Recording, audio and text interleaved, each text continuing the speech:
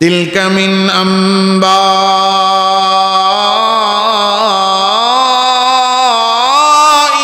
গায়বি নূহিহা ইলাইক মা কুনতা তা'লামুহা আনতা ওয়ালা কওমুকা মিন ক্বাবলি হাযা ফাসবির ইন্নাল আকিবাতা লিল মুত্তাকিন।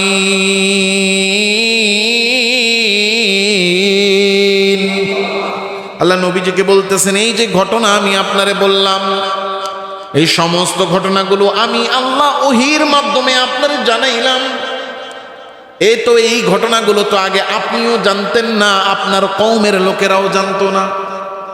নূহ আলাইহিস ইসলামের ঘটনা ইহুদিদের কিতাবে ছিল, খ্রিস্টানদের কিতাবে ছিল, কিন্তু মক্কার লোকেরা তো ছিল মুশরিক, এদের কাছে কোনো আসমানি কিতাব ছিল। সুতরাং এরা নূহ আলাইহিস সালামের ঘটনা কিছুই জানতো না। জানতো না। আর নবীজি সাল্লাল্লাহু আলাইহি ওয়াসাল্লামের মুজিজা ছিল, তিনি উম্মি ছিলেন। উম্মি মানে দুনিয়ার কোনো লেখা তিনি পড়তে পারতেন না। এটা আল্লাহর নবীর মুজিজা। কেন? মুজিজাটা হলো যে আল্লাহ নবীজির শিক্ষক পৃথিবীর কোনো মানুষকে বানান নাই। পৃথিবীর কোনো মানুষ যদি নবীজিরে পড়া শিখাইতো বা কোনো মানুষ যদি নবীজির ওস্তাদ হইতো, তাহলে সব বলতো কি, মুহাম্মদ রে এগুলো আমি শিখাইছি, মুহাম্মদ এই জিনিস আমার কাছ থেকে শিখছে। এই কথা যেন কেউ বলতে না পারে, এই জন্য আল্লাহ পৃথিবীর কোনো মানুষকে কি বানান নাই? নবীজির শিক্ষক বানান নাই। এই জন্য নবীজি পড়তে জানতেন না। এই কথা মক্কার সকলেই জানতো যে মুহাম্মদ পড়তে জানে না। তো এই যে তিনি ঘটনাগুলো বললেন, এগুলো কোথা থেকে বললেন? সে তো এমন না যে পড়তে জানে। পড়তে জানলে না সে কি করতো? তাওরাত, ইনজিল, জাবুর এগুলো থেকে পড়ে পড়ে ঘটনা জানতো। সে তো পড়তেই জানে না, তো এগুলো সে কি পড়ে জানবে? এটা সম্ভব না। আর সে মক্কার বাইরেও যে কোথাও ছিল তাও না, তার কোনো ওস্তাদও নাই। তাহলে মুহাম্মদ এই কথাগুলো জানলো তো জানলো কোথা থেকে? আল্লাহ বলেন এগুলো স্বয়ং আমি আল্লাহ ওহীর মাধ্যমে জানাই দিয়েছি। আলহামদুলিল্লাহ আলহামদুলিল্লাহ নাহমাদুহু ওয়া নাস্তাঈনুহু ওয়া নাস্তাগফিরুহু ওয়া নু'মিনু বিহি ওয়া নাতাওয়াক্কালু আলাইহি ওয়া নাউযু বিল্লাহি মিন শুরুরি আনফুসিনা ওয়া মিন সাইয়্যাতি আ'মালিনা من يهد الله فلا مضل له ومن يضلله فلا هادي له ونشهد أن لا إله إلا الله وحده لا شريك له ونشهد أن سيدنا ومولانا محمدا عبده ورسوله الذي أرسله الله تعالى بالحق بشيرا ونذيرا وداعيا إلى الله بإذنه وسراجا منيرا أما بعد فأعوذ بالله من الشيطان الرجيم بسم الله الرحمن الرحيم ونادى نوح ربه فقال رب إن ابني من أهلي وإن وعدك الحق وأنت أحكم الحاكمين قال يا نوح إنه ليس من أهلك إنه عمل غير صالح فلا تسألني ما ليس لك به علم إني أعظك أن تكون من الجاهلين قال رب إني أعوذ بك أن أسألك ما ليس لي به علم وإلا تغفر لي وترحمني أكن من الخاسرين قيل يا نوح اهبط بسلام منا وبركات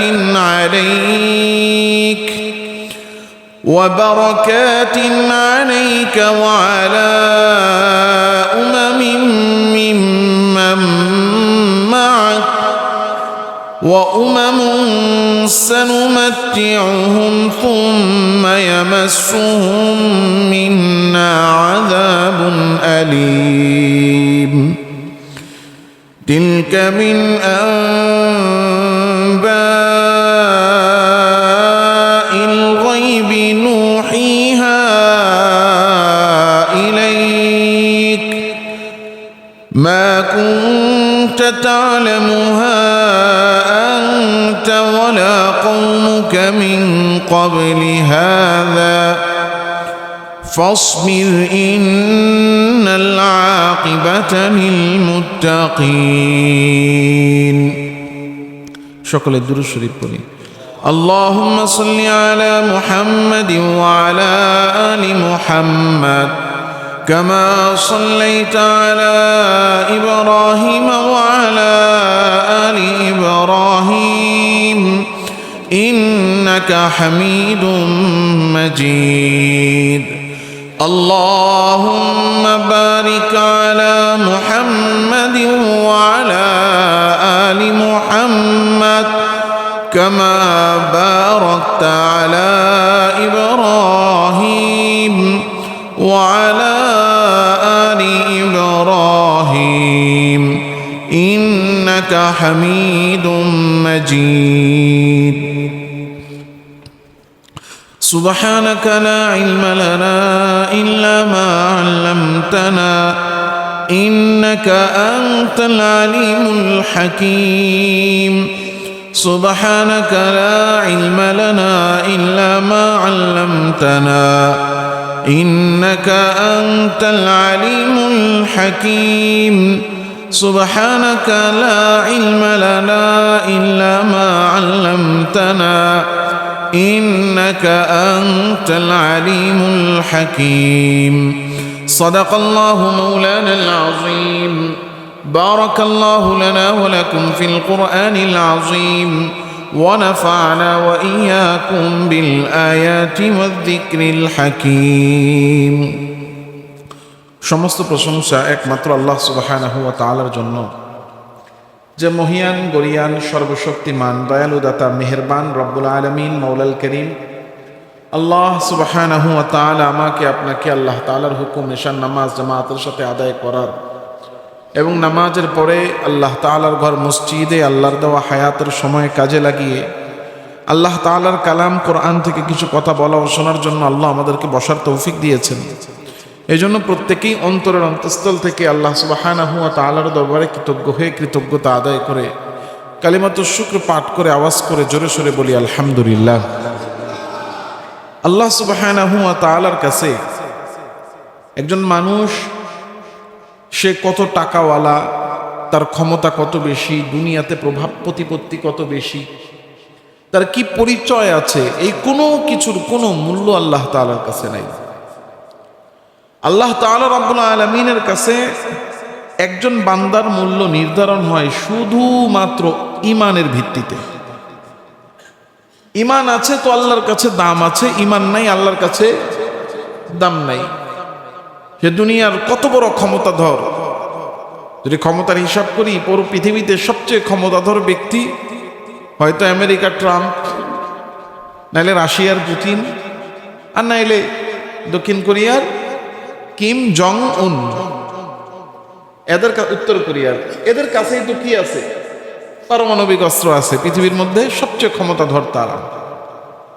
এই দুনিয়াবি ক্ষমতা, নেতৃত্ব টাকা পয়সার হিসাব যদি করি বিল গেটসের টাকা বেশি। এখন তো নতুন করে আবার পৃথিবীতে সবচেয়ে ধনীদের তালিকায় আছে ওই যে টেসলা বানাইছে, কি যেন নাম, ইলন মাস্ক। মাশাআল্লাহ, আপনারা জানেন। তো যদি একজন মানুষের টাকা আর ক্ষমতার ভিত্তিতে আল্লাহ তাআলার কাছে মূল্য নির্ধারণ হতো, তো এরা আল্লাহ তাআলা রাব্বুল আলামিনের কাছে সবচেয়ে মূল্যবান হতো। আর আল্লাহ তাআলাও বলে দিতেন দুনিয়াতে টাকা উপার্জন করার প্রতিযোগিতা করো, ক্ষমতা অর্জন করার প্রতিযোগিতা করো। কিন্তু আল্লাহ তাআলা রাব্বুল আলামিনের কাছে দুনিয়ার কোনো প্রভাব প্রতিপত্তি, ক্ষমতা, দুনিয়াবি কোনো সম্মান, দুনিয়াবি কোনো রাজত্ব, এগুলো বান্দার মূল্যের কোনো মানদণ্ড আল্লাহর কাছে নয়। আল্লাহ তাআলা রাব্বুল আলামিনের কাছে কোনো পরিচয়ের মূল্য নাই, পরিচয়ের মূল্য শুধুমাত্র ঈমানের। এটাই আল্লাহ তাআলা রাব্বুল আলামিন আমাকে আপনাকে জানাচ্ছেন। হযরত নূহ আলাইহিস সালাতু ওয়াস সালাম, আল্লাহ তাআলা হুকুম দিয়ে দিয়েছেন ওয়াফারাত তান্নুর, আগুন চুলার ভিতর থেকে পানি বের হবে, ঝড় শুরু হয়ে যাবে। সমস্ত ঈমানদারদেরকে এই নৌকার মধ্যে উঠায় নাও, সমস্ত জোড়া প্রাণীর একটা করে জোড়া এই নৌকার মধ্যে উঠায় নাও। সবাই মিলে এই কাজই করলো যেটা আল্লাহ বলেছেন। নূহ আলাইহিস সালাতু ওয়াস সালাম তাকায়া দেখেন 4 ছেলের মধ্যে 3 জন উঠে গেছে, কিন্তু কেনান একটা ছেলে উঠে নাই। এমন ঢেউ আসছে 2 জনের মধ্যে, ওয়াহালা বাইনাহুমাল মাউজ, ঢেউ এসে 2 জনের মধ্যে পার্থক্য অর্থাৎ দূরত্ব তৈরি করে দিল, 2 জনকে আড়াল করে দিল। কথা বলতেছিল, এই ছেলে তুমি আমার নৌকায় উঠো। বলে না, আমার এই নৌকায় উঠা লাগবে না। তাহলে তুমি কেমনে বাঁচবা? আমি পাহাড়ের চূড়ায় গিয়ে উঠে দাঁড়ায় থাকবো। বলে আরে আল্লাহ তাআলা আজকে এমন ধরা ধরেছেন, কোনো পাহাড়ের চূড়া কেন, কোনো কিছু তোমাকে আল্লাহর ধরা থেকে বাঁচাতে পারবে না, একমাত্র ঈমান আমার নৌকার উপরে ওঠো। সে বলল না, আমার কিছুই হবে না। আল্লাহ তাআলা রাব্বুল আলামিন এমন ঢেউ দিছেন এই কথোপকথনের মাঝখানে, 2 জনের মাঝখানে এই ঢেউ এসে পার্থক্য করে দিল, 2 জনকে আলাদা করে দিল। নূহ আলাইহিস সালাতু ওয়াস সালাম এই যে সমুদ্রের মধ্যে, এই বিশাল বানের মধ্যে, তুফানের মধ্যে এই নৌকা নিয়ে ঘুরছেন। আল্লাহ তাআলা রাব্বুল আলামিন নির্দিষ্ট সময়ের পরে তুফান বন্ধ করলেন। এটা গিয়ে জুদি পাহাড়ের মধ্যে গিয়ে থামলো। আল্লাহ তাআলা রাব্বুল আলামিন নূহ আলাইহিস সালাতু ওয়াস সালামের তৎকালীন সময় আল্লাহর কাছে একটা ফরিয়াদ, আল্লাহ তাআলা রাব্বুল আলামিনের কাছে একটা নিজের মনের আক্ষেপ, একটা দুঃখের কথা আল্লাহ তাআলা উল্লেখ করে আমাকে আপনাকে জানাচ্ছেন, দেখ বান্দা, ঈমান ছাড়া কোনো পরিচয়ের কোনো দাম নাই। এমনকি কেউ যদি ঈমান না এনে নবীর সন্তানও হয়, নবীর বাপ মা, নবীর স্ত্রীও হয়, কিন্তু ঈমান নাই, তো ঈমান না থাকলে নবীর সন্তানেরও কোনো মূল্য আল্লাহর কাছে। ونادى نوح ربه فقال رب إن ابني من أهلي وإن وعدك الحق وأنت أحكم الحاكمين।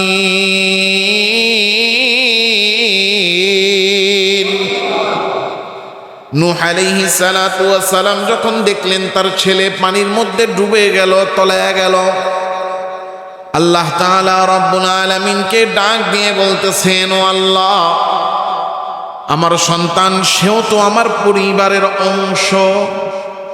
এখানে 2টা বিষয় খুব ভালো করে বোঝা দরকার।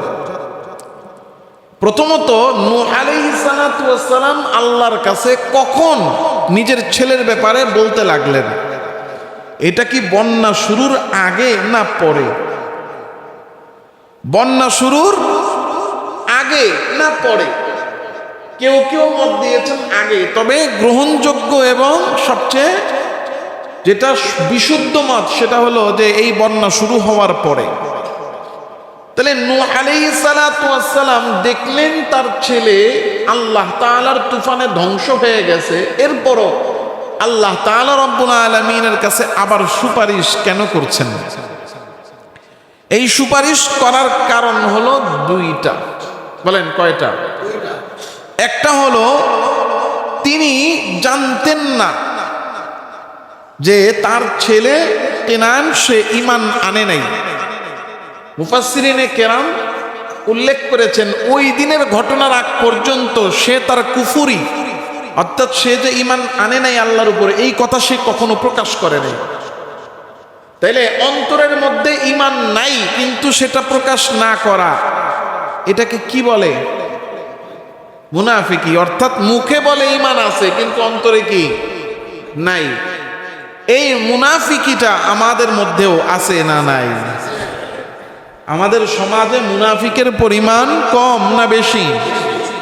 নামে মুসলমান, দেখতেও মুসলমান, হ্যাঁ চলে ফিরে মুসলমানের সাথে, মাঝে মাঝে লেবাসও লাগায় মুসলমানের মতো, কিন্তু অন্তরের মধ্যে ঈমানের প্রতি, ইসলামের প্রতি, আল্লাহ, কোরআন, দ্বীন, হাদিস এবং আল্লাহর বিধিবিধান, শরীয়ত এগুলোর প্রতি মহাব্বত তো নাই, উল্টো অন্তরের মধ্যে এগুলোর প্রতি বিদ্বেষ রাখে। এমন লোক আমাদের সমাজে আছে না নাই? তো প্রথম কথা হলো নূহ আলাইহিস সালাতু ওয়াস সালামের ছেলে, সে তার ঈমানের কথা প্রকাশ করে নাই, সে তার কুফরির কথা প্রকাশ করে নাই, আমি কাফের এ কথা বলে নাই। দেখবেন আমাদের সমাজেও কিছু লোক আছে কাফের এটা কখনো স্বীকার করবে না, কিন্তু মসজিদ দেখতে পারে না, নামাজ নিজেও পড়ে না, যারা নামাজ পড়েন নামাজি তাদেরকেও সহ্য করতে পারে না। কি নাই? পর্দা নিজেও করে না, পর্দা যারা করে তাদেরকেও পছন্দ করে না, উল্টো তাদেরকে গালিগালাজ করে। আর যদি খালি দাড়ি টুপিওয়ালা হুজুর একজনের কোনো দোষ পায়, তাইলে শুধু হুজুরদেরকে গালি দেয় না, পুরো ইসলামটারে নিয়ে আছে সমালোচনা করা শুরু করে, মনের মধ্যে তৃপ্তি পায়। এগুলো হলো মুনাফিকের আলামত, যে অন্তরের মধ্যে ইসলামের বিদ্বেষ কিন্তু উপর দিয়া মুসলমান নিজের দাবি করে। মুনাফিকি এমন এক জিনিস, কে মুনাফিক এটা একমাত্র আল্লাহই ভালো জানেন, কারণ অন্তরের খবর তো আমি আর আপনি আমরা কেউ জানি না, জানা আমাদের পক্ষে সম্ভব না। এটার প্রমাণ হলো যে স্বয়ং নবী নূহ আলাইহিস সালামের ছেলে, সে যে ঈমান আনে নাই, সে যে ভিতরে ভিতরে কুফরি লালন করে, সুযোগ পায় যে সে কাফেরদের সাথে দল বেঁধে ফেললো, এটা তিনিও বুঝতে পারেন নাই। এটা হলো এক নাম্বার মত, যে তিনি জানতেনই না যে সে কাফের। আর দুই নাম্বার হলো আল্লাহ তাআলা রব্বুল আলামিন বলেছিলেন যে আমি তোমার পরিবারকে রক্ষা করব। তো তিনি মনে মনে ভেবেছিলেন যে আমার ছেলে কাফের হলেও সে তো আমার সন্তান, আমার পরিবার, তো আল্লাহ তো বলেছেন যে আল্লাহ আমার পরিবারকে রক্ষা করবেন। তো আমার ছেলে আমার পরিবার, আমার ছেলে আমার পরিবার হওয়া সত্ত্বেও আল্লাহর ওয়াদা ছিল আমার পরিবারকে রক্ষা করবেন, তাহলে আমার ছেলে ধ্বংস হইল। এই জন্য আল্লাহর কাছে জানার জন্য তিনি প্রশ্ন করেছেন। ونادى نوح ربه فقال رب إن ابني من أهلي। নূহ আলাইহিস সালাম ডাক দিয়া বলেন, আল্লাহ আমার ছেলে তো আমার পরিবারের অন্তর্ভুক্ত, সেও তো আমার পরিবারের লোক। ওয়া ইন্না ওয়াদাকাল হক, আর আপনার ওয়াদা সত্য, চির সত্য, আপনি ওয়াদা করেছিলেন আমার পরিবারকে বাঁচাবেন, তাহলে আমার ছেলেরও তো আমার পরিবার, ওই হিসেবে তো আমার ছেলেরও ধ্বংস না করার কথা। ওয়া আনতা আহকামুল হাকিমিন, আপনি সব প্রজ্ঞার অধিকারী, সবচেয়ে বেশি প্রজ্ঞার অধিকারী, আর আপনি সমস্ত বিচারকদের বিচারক, আপনার চেয়ে বড় বিচারক কেউ নাই। ও মালিক, আমার বুঝে আসে না, আপনি ওয়াদা করেছিলেন আমার পরিবারে বাঁচাবেন, আর আমার ছেলেও তো আমার পরিবার, তাহলে এখানে আমার ছেলে ধ্বংস হয়ে গেল, কারণ কি আমি বুঝি নাই। আল্লাহ তাআলা রব্বুল আলামিন ডাক দিয়া বলে, ইয়া নূহ ইন্নাহু লাইসা মিন আহলিক ইন্নাহু আমালুন গায়রু সালিহ। ও নূহ, তুমি জেনে নাও, যার কথা তুমি বলতেছো, ওই যে কেনান, যে ঈমান আনে নাই, কাফের, তুমি বলতেছো সে তোমার পরিবার। আরে তুমি নবী, তুমি ঈমানদার, তোমার পরিবার হলো ঈমানদার। যে ঈমান আনে নাই, কুফরি করেছে, ওই কাফের কখনো তোমার পরিবার হতে পারে না। এর মানে এখানে বোঝা যায় আল্লাহ স্পষ্ট বলছেন ইন্নাহু লাইসা মিন আহলিক, সে কাফের, কাফের হওয়ার কারণে তোমার পরিবারের অন্তর্ভুক্ত নয়। তাহলে এখানে আল্লাহ আমাদেরকে শিক্ষা দিচ্ছেন মানুষের সাথে আমাদের সম্পর্ক, মানুষের সাথে আত্মীয়, মানুষের সাথে বন্ধন, এটা হবে ঈমানের ভিত্তিতে। কিসের ভিত্তিতে? ঈমানের ভিত্তিতে। আপনজন ঈমান নাই তো সে আর আপন নাই, দূরের কেউ ঈমানদার তো সে আমার আপন। এই বিধান জোরে বলেন কার? আল্লাহ তাআলা রাব্বুল আলামিন ইন্নাহু আমালুন গায়রু সালিহ, সে তো অসৎ বান্দা, সে তো পাপী বান্দা, সে তো আল্লাহর নাফরমানি করনেওয়ালা এবং কুফরি করনেওয়ালা, আল্লাহর অবাধ্য কাফের অস্বীকারী বান্দা। সে তোমার পরিবার কিভাবে হয়? কাফের কখনো নবীর পরিবার হতে পারে না। নবীর পরিবার হবে ঈমানদার যারা, তারা। ইন্নাহু আমালুন গায়রু সালিহ, সে হলো পাপাচারী, সে হলো কুফরকারী, অস্বীকারী, সুতরাং সে তোমার পরিবার হতে পারে না। এজন্য আমাদেরও যে সম্পর্ক, আমাদেরও যে আত্মীয়তা, এগুলো হতে হবে ঈমানের ভিত্তিতে। কিন্তু আমাদের আত্মীয়তা হয় ক্ষমতা, টাকার ভিত্তিতে। কথা বলেন, ছেলে নামাজি কিনা, দিনদার কিনা, এটা দেখে না, দেখে খালি টাকা আছে কিনা। তো টাকাওয়ালা খবর আসছে যে এই ছেলের এই বদভ্যাস আছে, আর এই বয়সে একটু থাকেই, বিয়া হইলে সব ঠিক হয়ে যাবে, টেনশন করিস। কথা বলেন না? আমি কি আমাদের দেশে যা ঘটে তার বাইরে আসমানে যা ঘটে তা বললাম না? এগুলো আমাদের দেশে, আমাদের সমাজে এরকম ঘটে। হ্যাঁ, এজন্য সম্পর্ক হতে হবে ঈমানের ভিত্তিতে। দেখবেন নামাজ পড়ে, রোজা রাখে, হজ করে, যাকাত দেয়, মায়ের প্রতিটা কথায় উঠে বসে, সব মানে নেককার ছেলে, টাকা কম, মা বাবার কাছে এটার দাম নাই। আর একটা মদ, গাঁজা, জুয়া, সুদ, ঘুষ, দুনিয়ার যত আকাম আর কুকাম সব করে, কিন্তু ওইটা টাকা আছে তো বাপ মার কাছে ওইটা সোনার টুকরা। হ্যাঁ, আল্লাহু আকবার। এজন্য মানুষ জাহান্নামে কেমনে যাবে? জাহান্নামে মানুষ কেমনে যাবে? রব্বানা ইন্না আতানা সাদাতানা ওয়া কুবারানা ফাআদাল্লুনা সাবিলা। ছেলে একটা আকাম কুকাম করে, টাকা পয়সা কামায়, আপনি মাথায় উঠে রাখছেন, কিয়ামতের দিন গিয়ে কেউ আল্লাহ এটি তো আমার বাপ মাই আমারে শিখাইছে, এটি আমার বাপ মাই আমারে শিখাইছে। দেখেন না, মাঝে মাঝে মোবাইলে, ফেসবুকে, ইন্টারনেটে ঢুকলে মাথা নষ্ট হয়ে যায়। কি এগুলো কি দেখতেছি? ছেলে বিয়ে করে না, বিয়ে করা ছাড়া একটা মেয়ের সাথে থাকতেছে, স্বামী স্ত্রীর মতো, বছরের পর বছর। ওই মহিলা, বুড়া মহিলার সাথে এক ছেলে অল্প বয়স্ক সম্পর্ক কইরা থাকতেছে বিয়ে ছাড়া ৩-৪ বছর। বাপমার কোনো অভিযোগ নাই। কেন নাই? কারণ মহিলার টাকা আছে, ছেলে তার সাথে সম্পর্ক করে টাকা আনতেছে। কয়দিন পরে মারামারি লেগে দিছে মামলা, এখন জেলে যায়। এই মাও জেলে জেলে পিছনে পিছনে দৌড়ায়, মা তার ছেলের পক্ষে সাফাই গায়।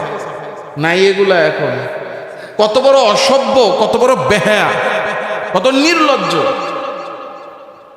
আবার এগুলো এসে নিজেরা বর্ণনা করে, এটা হয়েছে, ওটা হয়েছে। আর এখন তো আছে একটা কিছু হইলেই লাইভ, ঘরের ভিতরে জামা কাপড় নেই, জামা কাপড় ছাড়া বস্ত্রহীন, এই অবস্থায় লাইভ করা শুরু করে দিছে। ঘরে জামাই বউ ঝগড়া হইতেছে, লাইভ করতেছে। এজন্য বেহায়া নির্লজ্জ, কেয়ামতের আগে দোষ তো শুধু আমাদের হুজুরদের, হুজুরদেরও দোষ আছে, আসলেই দোষ আছে, দোষের শেষ নেই। কারণ অন্তর পচলে তখন সব পচা শুরু করে, ভিতরে পচলে তখন সব অঙ্গ কি করে? অকেজো হয়ে যায়। এই জাতির, শুধু এই জাতির না, এই উম্মতের চালিকা শক্তি হলো ওলামায়ে কেরাম। এই উম্মতের যে পাওয়ার হাউস, বিদ্যুৎ সাপ্লাইয়ের জায়গা, তেলের পাম্প, গ্যাসের পাম্প হলো মাদ্রাসা, মসজিদ, দ্বীনি এদারাগুলো। এগুলোর মধ্যেও এখন কিছুটা মূর্খতা এবং নানা রকম অপকর্ম ঢুকে গেছে।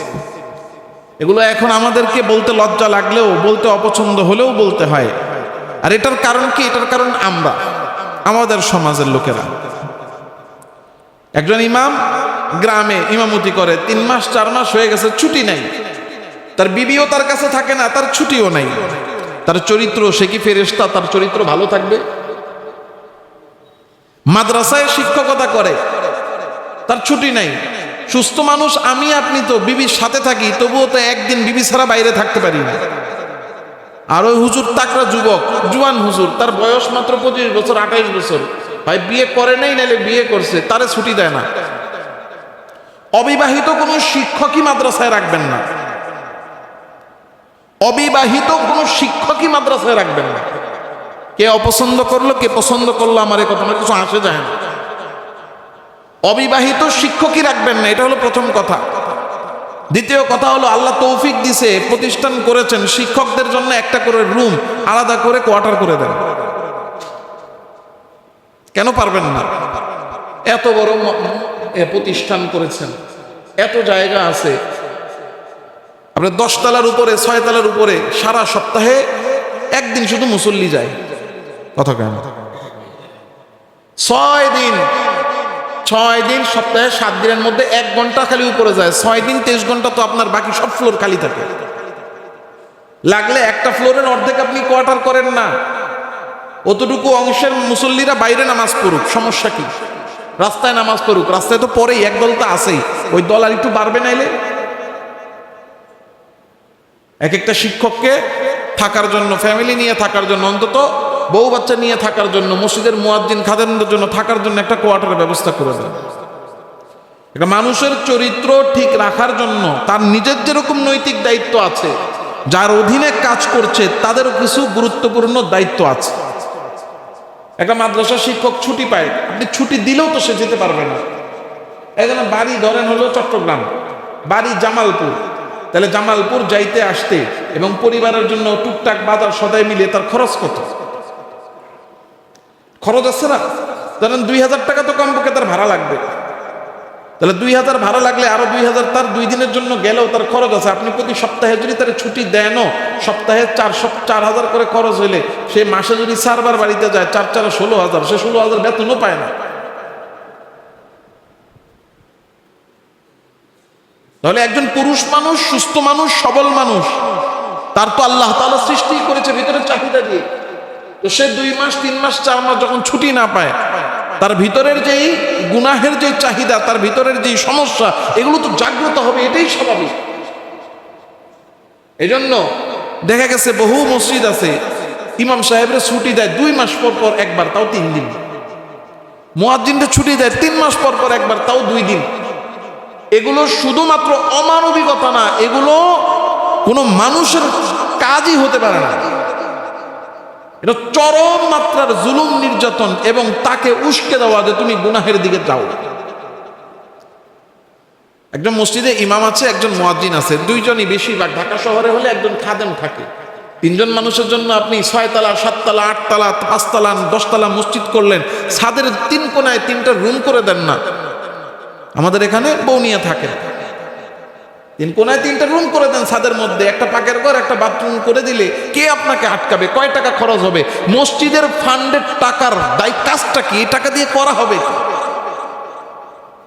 আমাদের দেশের কিছু কিছু মসজিদ আছে এমন, তাদের ফান্ডে টাকার অভাব নাই, ওই টাকা এমন ভাবে রেখে দিছে, মানে বাপদাদার সম্পদ, গুপ্তধন, এটা বের করলে তার অনেক বড় ক্ষতি হয়ে যাবে। কিন্তু ইমাম, মুয়াজ্জিন, খাদেমদের বেতনও দিবে না, তাদের বেসিক প্রয়োজনগুলো পুরা করবে না।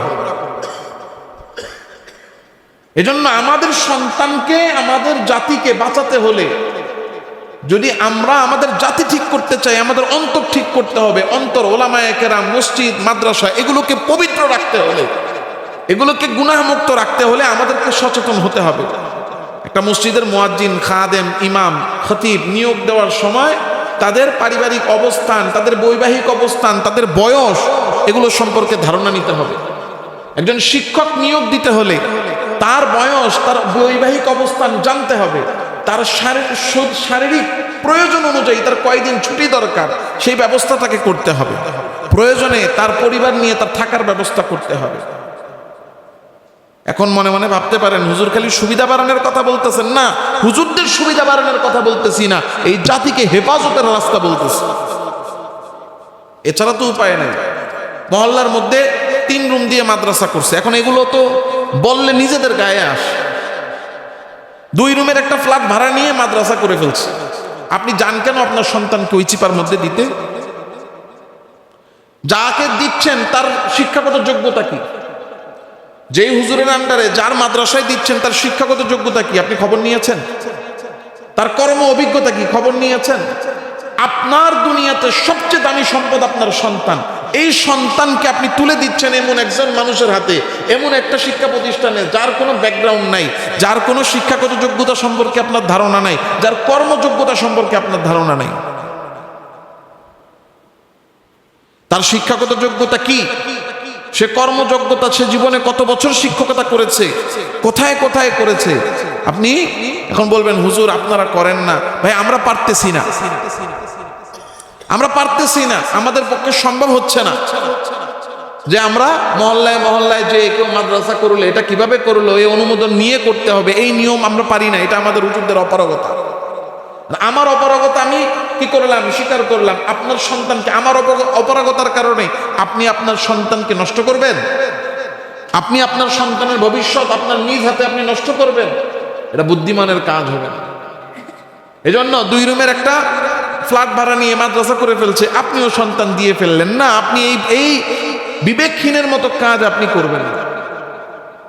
স্বীকৃত আপনার ছেলেকে হাফেজ বানাবেন, আলেম বানাবেন, স্বীকৃত দ্বীনি প্রতিষ্ঠানে আপনি আপনার সন্তানকে দেন।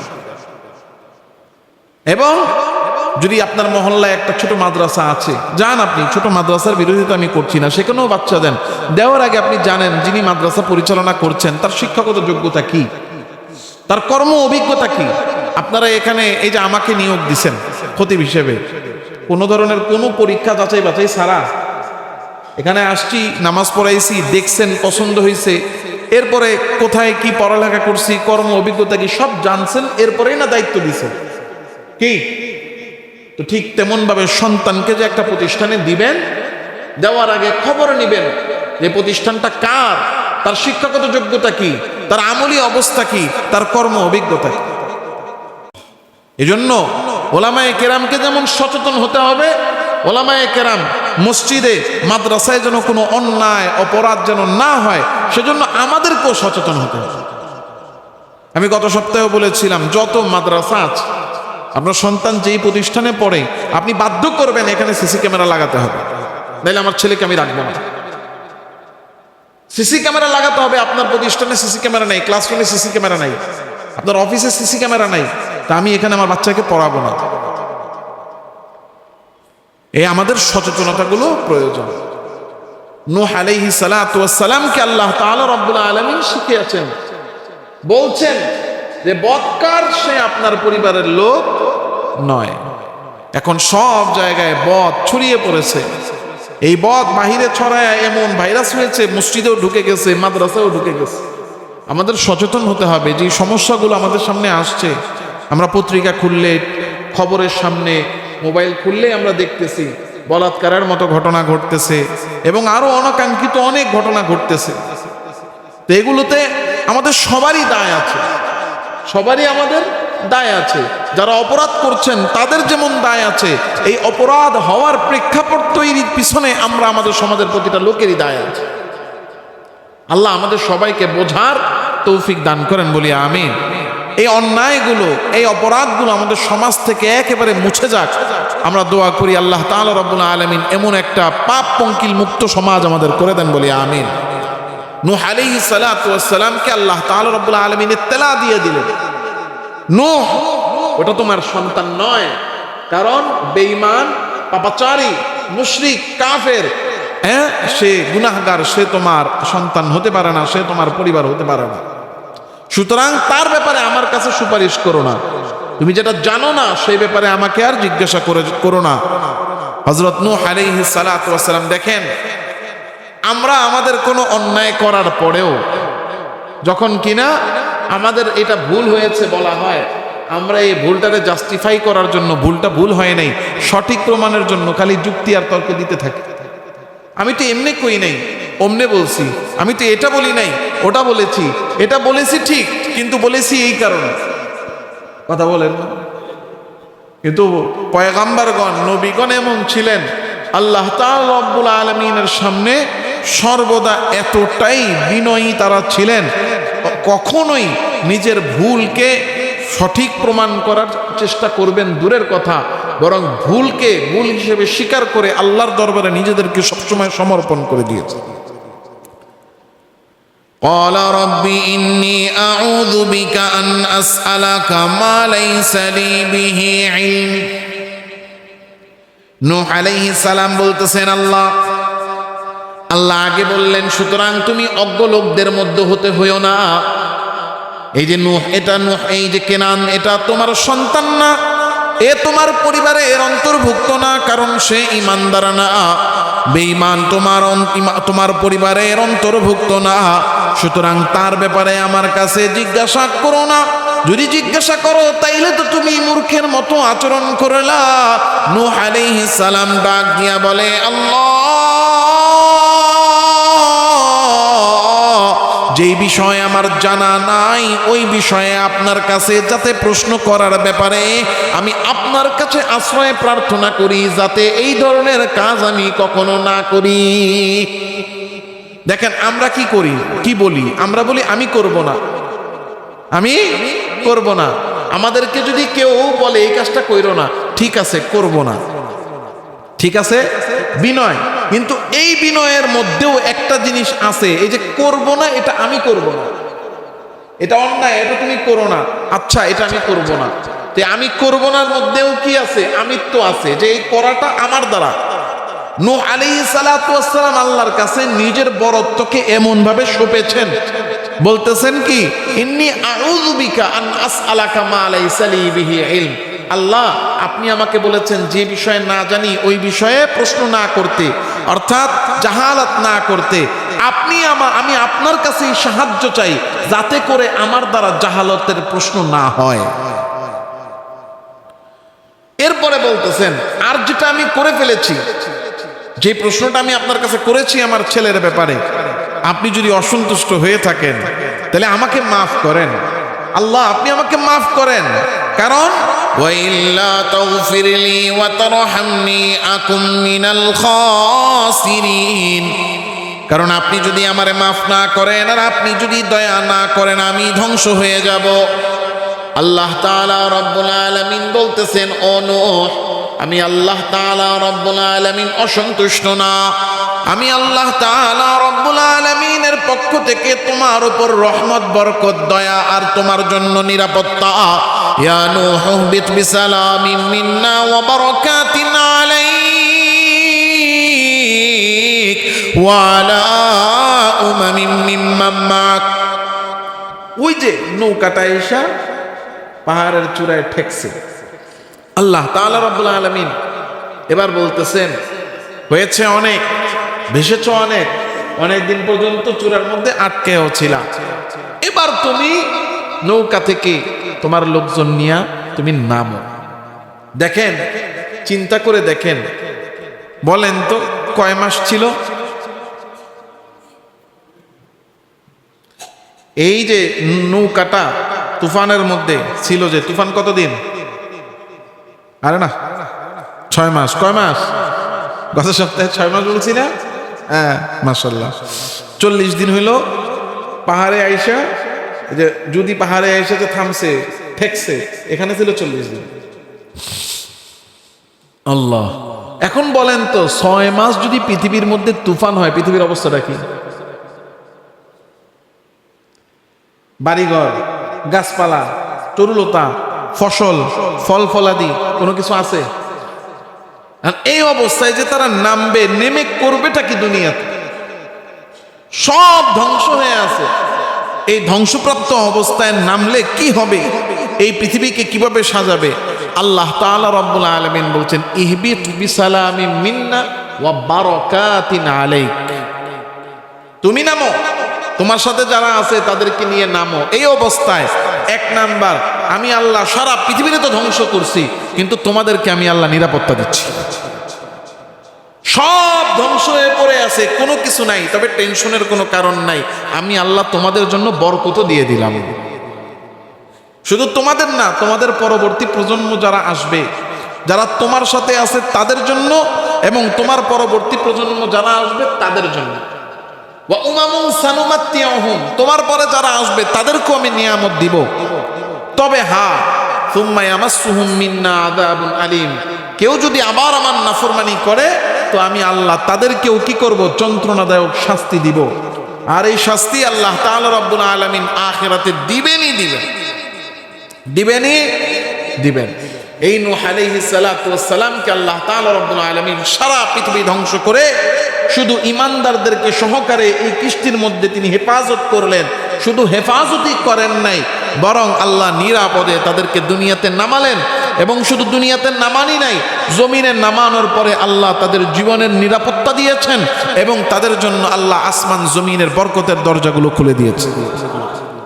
এবং মুফাসসিরিনে কেরাম লিখেছেন, এই যে নূহ আলাইহিস সালাতু ওয়াস সালামের সাথে যারা নৌকা থেকে নামলেন, আল্লাহ তাআলা রব্বুল আলামিন তাদের মধ্যে এমন বরকত দিলেন যে সারা পৃথিবীতে এখন যত মানুষ আছে সব মানুষগুলো তাদেরই বংশধরের অন্তর্ভুক্ত। এই সব ঘটনাগুলো বলে আল্লাহ নবীজি সাল্লাল্লাহু আলাইহি সাল্লামকে এবার ডাক দিয়ে বলতেছেন, তিলকা মিন আম্বাইল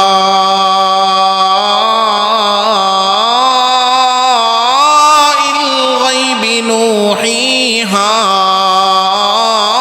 ইলাইক মা কুনতা তা'লামুহা আনতা ওয়ালা কওমুকা মিন ক্বাবলি হাযা ফাসবির ইন্নাল আকিবাতা লিল মুত্তাকিন।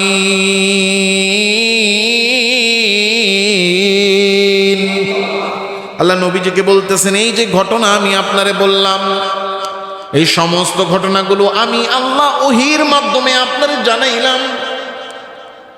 এই ঘটনাগুলো তো আগে আপনিও জানতেন না, আপনার কওমের লোকেরাও জানতো না।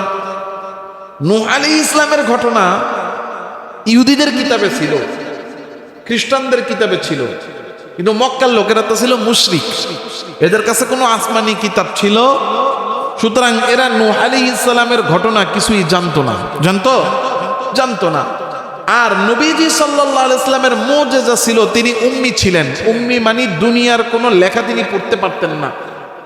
এটা আল্লাহর নবীর মুজিজা। কেন? মুজিজাটা হলো যে আল্লাহ নবীজির শিক্ষক পৃথিবীর কোনো মানুষকে বানান নাই।